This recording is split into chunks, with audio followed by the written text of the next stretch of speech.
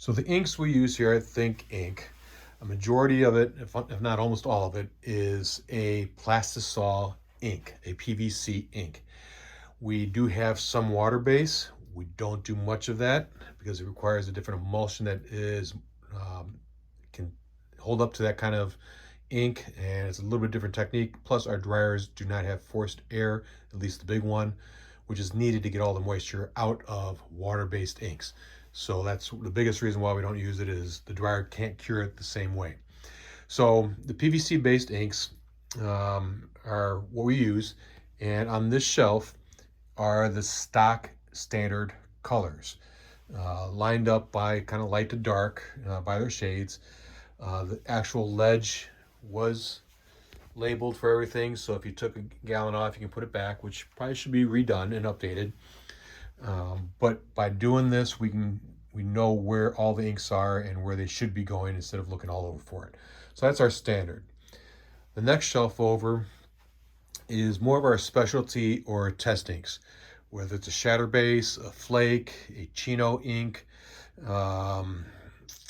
blister base, puff, all kinds of stuff. So sugar glitter, all that kind of stuff. So specialty inks are generally here. We don't do a lot of that. It's usually job specific, but we do keep it because most of the stuff lasts for years on end.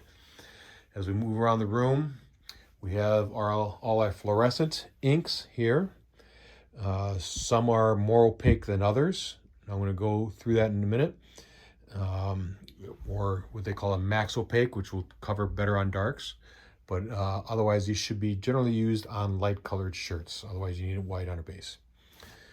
Moving here, we have inks that have been thinned out because we don't need real opaque inks on a light color. So we thin them out to get more use out of the ink. Also, it makes it thinner so it's easier for the press to handle that instead of the real thick inks. And then we have some overstock just waiting to be used. That don't fit on the regular shelves, but we don't want to run out either. The next shelf is all Visualize, and these were designed for a specific animal in the Visualize series. They are categorized by each ink has a name on it when we started doing the process. So A through B, anything with an A or B is on this shelf. The next shelf is C through E, and going on all the way down. And then the shelf has also got these little tabs on it, which should also be on the buckets so that when they get put back, they know where they're supposed to go. Otherwise, it's alphabetical. We keep these separate from the PMS colors because they are job specific for Visualize. All right, leaving this room, we're going back into the print room. These inks are all our PMS inks. These are inks that customers have asked for a specific color to be used with their job. We keep all these because if they come back or if we can use it for another customer, we'll do that. And we start in order with the low numbers and move our way down. This bottom row are inks that don't have a PMS match. I mixed them. They just didn't match anything, but they were used for customer. And we're overflowing here with other inks on the ground that just don't fit on the shelf. So this eventually should be redone, but I do have this on paper, which is on the back bulletin board back here. It tells all the PMS numbers right up here on the hook that we have, so we don't double order and continue to order the same PMS number over and over again. If we go into the print room, we have the ink cart that will keep our main inks on, generally white. On the other ink cart, gray and black. And then we'll work with those ink carts depending on where we need to put the ink on the station. But we also have some other whites here.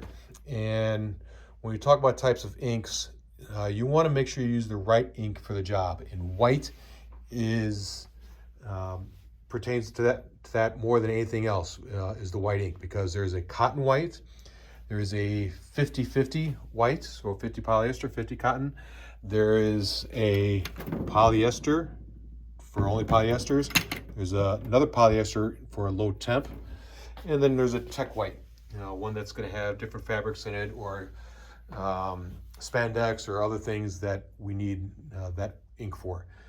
But you got to use the right ink for the job. If you don't, it's not going to work. So what we leave on the shelf here is typically the cotton white, since that's what we do most of.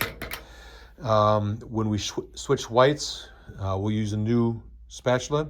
We'll get a new squeegees and use them. And then as we come through, if we need them for the polyester, we want to make sure we clean that out of the screen, because polyester tends to set into the screen more than the than the 50/50 or the cotton. But you want to make sure you look at the production guide to use the right ink for the job. All right, and then we also have some additives. We have some thinners, extenders that are on the shelf right here that you'll want to use if needed. And then the last inks are from an old mixing system that we don't use anymore.